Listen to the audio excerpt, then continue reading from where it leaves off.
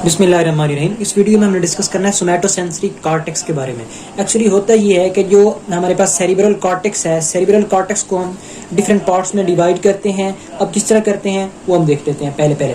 अब होता ये है कि इसमें ना जो सेरिब्रल कॉर्टेक्स है उसमें हम एरियाज बनाते हैं, उनको हम कहते हैं ब्रॉड मैन्स एरियाज। ये स्पेशल ओरिएंटेशन के बेस पे बन रहे होते हैं। अब एक्चुअली होना ये है कि ये एक सेरिब्रल कॉर्टेक्स का पूरा एरिया है। यहाँ पे हम फिशर्स ड्रा, यानी कि हमने फिशर, यहाँ पे होते हैं फिशर, एक होता है सेंट्रल फिशर, ये होता है सेंट्रल फिशर। यहाँ पे एक होता है लेटरल फिशर। अब फिशर की बेस पे में जो है वो रीजन बनाने आसान हो जाएंगे। अब सेंट्रल फिशर से जो एंटीरियर वाला एरिया होगा ये हो जाएगा प्री सेंट्रल गायरेक्स, और जो बाद वाला होगा उसको हम कहेंगे पोस्ट सेंट्रल गायरस। ठीक है। अब ये सेरिब्रम के एरियाज हैं, सेरिब्रल कॉर्टेक्स के एरिया। अब प्री सेंट्रल गायरस पोस्ट, जो प्री सेंट्रल होता है वो इन्वॉल्व होता है मोटर सिस्टम में, तो मोटर हमने अभी पढ़ना नहीं है। जो होता है पोस्ट सेंट्रल, ये इन्वॉल्व होता है सेंसरी एरियाज में। अब जो सेंसरी एरियाज होते हैं उनके अंदर जो सोमैटोसेंसरी एरिया होता है वो आगे फिर दो उनकी कैटेगरीज होती हैं। एक होता है somatosensory area 1 and the other is somatosensory area 2। अब यहाँ पे देख सकते हैं आपके सोमैटोसेंसरी एरिया 1 एक बन रहा है and the second is somatosensory area 2। ये प्राइमरी मोटर कॉर्टेक्स, ये एक सेंट्रल जो हमारे पास फिशर था ये बन रहा था, इससे जो बिल्कुल उसके पोस्टीरियर होगा वो होगा सोमैटोसेंसरी एरिया 1 और जो उससे अगला होगा वो होगा सोमैटोसेंसरी एरिया 2। अब जो सोमैटोसेंसरी एरिया 1 आ रहा था और दूसरे आ रहे हैं 2।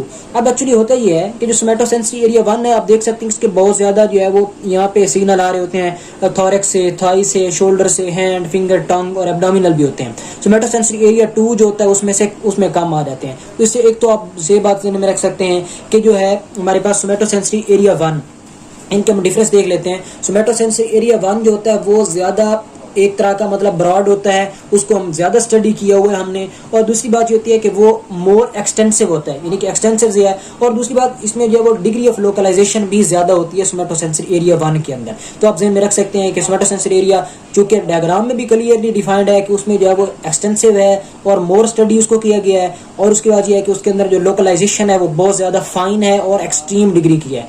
और जो सोमैटोसेंसरी एरिया 2 होता है उसमें इतनी खास नहीं होती।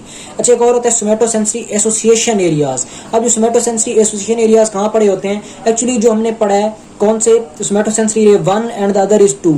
जो हमारे पास है 5 एंड 7A, यहाँ पे ना ब्रॉडबैंड एरियाज में नाम होते हैं सेगमेंट के। 5 एंड 7A को हम कहते हैं सोमैटोसेंसरी एसोसिएशन एरियाज। अब इनके अंदर हम आगे हम आ जाते हैं सोमैटो, जो हमारे पास सोमैटोसेंसरी कॉर्टेक्स बन रहा था उसके अंदर ये तो हमने देख ली कि उसके अंदर कौन कौन से एरियाज हैं। अब हम आ जाते हैं कि उसमें लेयर्स किस टाइप के बनते हैं।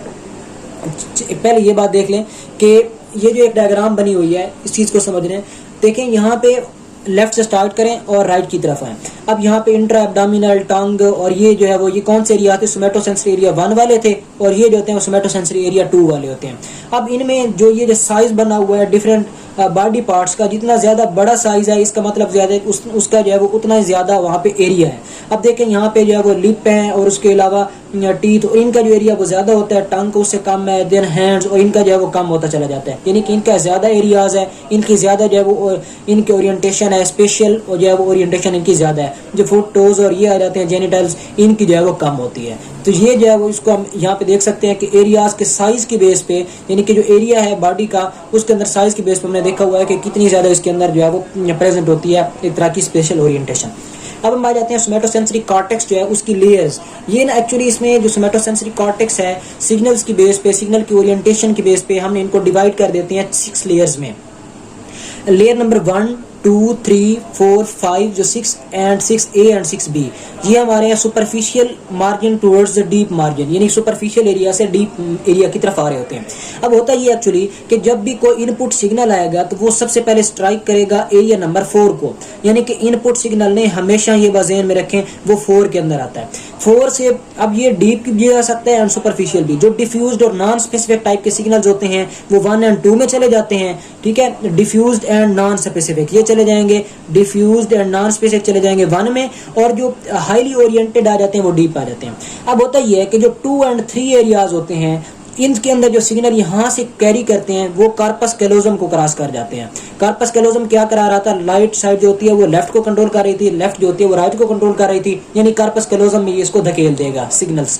अब जो होते हैं हमारे पास हाईली ओरिएंटेड यानी कि नॉन डिफ्यूज यानी स्पेसिफिक टाइप के जो सिग्नल्स होते हैं वो 5 और 6 लेयर्स की तरफ जाते हैं। ये 5 और 6 लेयर जो होते हैं डीपर एरियाज ऑफ ब्रेन की तरफ। डीपर का मतलब ये होता है यानी कि जो बेसल गैंग्लियन वगैरह होते हैं, इस तरह ब्रेन स्टेम है, स्पाइनल कॉर्ड यानी कि लोअर एरियाज के अंदर लेके जा रहा होता है सेंट्रल नर्वस सिस्टम के। ये सोमैटोसेंसरी कॉर्टेक्स की लेयर्स होती हैं। आपने ज़हन में रखना है कि कौन सी लेयर पहले आ रही है, यानी कि उसमें सिग्नल पहले कहाँ पे आता है, फिर डिफ्यूज कहाँ पे जाता है, ये बातें हो गई।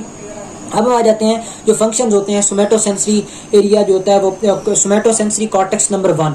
ये चूंकि हमने देखा है कि हाईली ओरिएंटेड है, उसके बाद वो कह रहा है इसमें ब्रॉड होती है, इसमें स्पेक्ट्रम भी इसका काफ़ी लार्जर होता है, तो इसलिए इसके अंदर जो है डिफरेंट टाइप के इसके फंक्शंस होते हैं। जो सोमैटोसेंसरी कॉर्टेक्स एरिया 1 है, ये एक तो करार रहता है कि जो है हाईली स्पेसिफिक टाइप की जो है वो सेंसेशन इसमें आ रही होती है डिफरेंट पार्ट ऑफ बॉडी से। तो ये आ रहा है एक तो पोजीशन काफ़ी ज़्यादा, ये पोजीशन की डिस्क्रिमिनेशन को मेंटेन करा देता है, डिग्री ऑफ लोकलाइजेशन को। जो अगला पोर्शन होता है वो जाता है कि ये जो है वो प्रेशर को मेंटेन करा देता है, इसी तरह जो है वो टेक्सचर को, फाइन शेप को, ये चीज़ें जो होती हैं वो वाइब्रेशन को ये मेंटेन करा देता है। अगर सोमैटोसेंसरी कॉर्टेक्स एरिया जो है 1 ये अगर डैमेज हो जाता है तो जो पर्सन होगा वो टेक्सचर को या शेप को मेंटेन, जो उसकी प्रॉपर शेप है उसको डिस्क्राइब नहीं कर सकेगा। तो उसको डिस्क्राइब नहीं कर सकेगा, इसको हम कहते हैं एस्टीरियोजेनेसिस।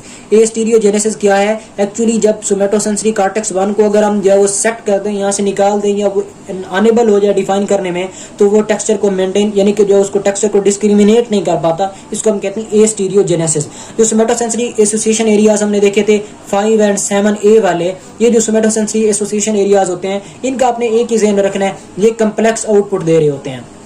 कम्प्लेक्स आउटपुट का क्या मतलब है? कम्प्लेक्स आउटपुट का असल मतलब ये होता है एसोसिएशन एरियाज। नेम इंडिकेट कर रहा है कि एसोसिएशन के तौर पर काम कर रहे हैं। किस तरह?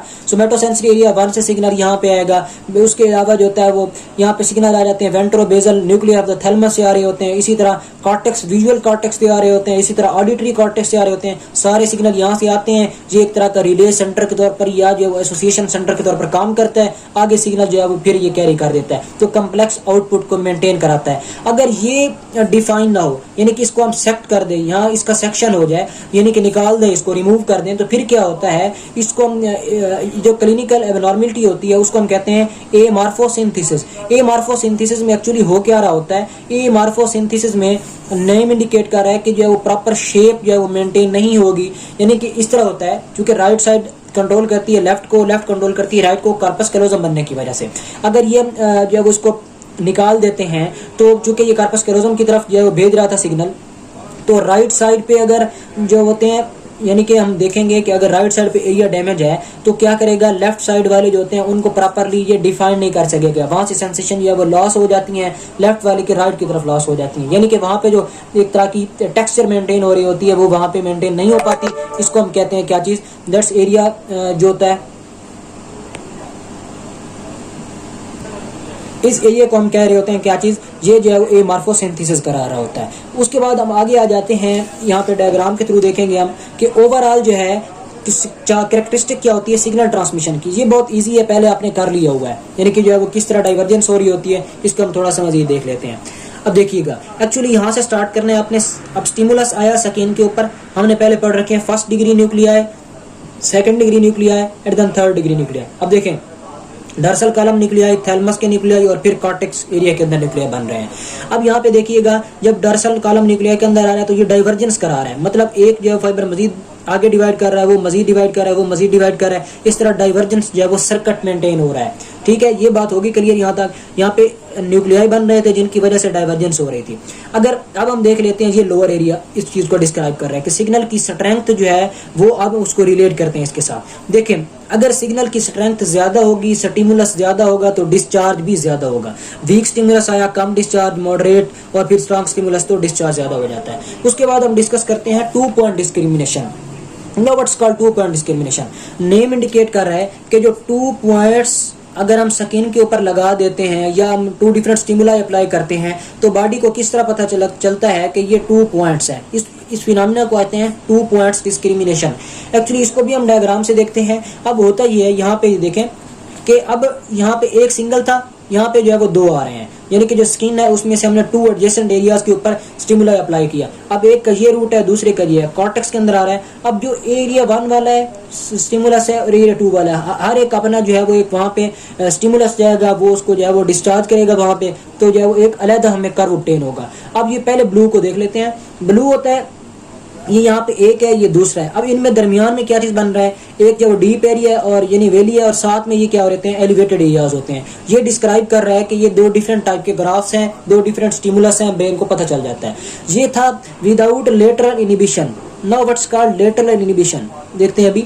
लेटरल इनिबिशन के अलावा देखें तो ब्लू है, अगर लेटरल इनिबिशन के साथ देखें तो ये रेड है। अब लेटरल इनिबिशन होती ये है एक्चुअली, जहाँ पे हम कहते हैं ये स्किन एरिया है, स्किन एरिया के ऊपर यहाँ पे इस एरिया के अंदर सिग्नल आया है, तो होता यह है कि यहाँ पे जो है वो एक ये जो एरियाज के अंदर न्यूरॉन पड़े होते हैं, ये साइड वाले न्यूरॉन को क्या करते हैं, इनिबिट कर देते हैं। यानी कि लेटरली जो एरियाज होते हैं, मार्जिनल न्यूरॉन्स होते हैं, वो इनिबिट हो जाते हैं। उनकी इनिबिशन की वजह से क्या होगा, एक हमें जो है वो एक्यूरेट पॉइंट मिल जाएगा, क्योंकि लेटरल एरियाज इनिबिट हो रहे हैं, वहां से सिग्नल जा नहीं रहे, तो ये जो है वो एक तरह का हमारे पास शार्प फोकस हमारे ऑब्टेन हो जाता है। तो ये जो है वो, तो अगर लेटरल इनिबिशन हो रही है तो फिर ये 2 डिफरेंट बन जाएंगे, क्योंकि बिल्कुल लेटरल वाला एरिया इनिबिट हुआ पड़ा है, तो बिल्कुल हमें पता चल जाएगा कि ये जो है वो एरियाज यहाँ पे बिल्कुल स्टिमुलेशन नहीं है, और यहाँ पे जो है वो अगर लेटरल इनिबिशन नहीं थी तो थोड़ी बहुत स्टिमुलेशन थी। तो ये होता है 2 पॉइंट्स डिस्क्रिमिनेशन, कि अगर 2 पॉइंट्स हम अप्लाई करते हैं उसको किस तरह जो मेंटेन किया जाता है। आगे है पोजीशन सेंसेस। पोजीशन सेंसेस और टैक्टाइल में हमने देखा था ना दोनों,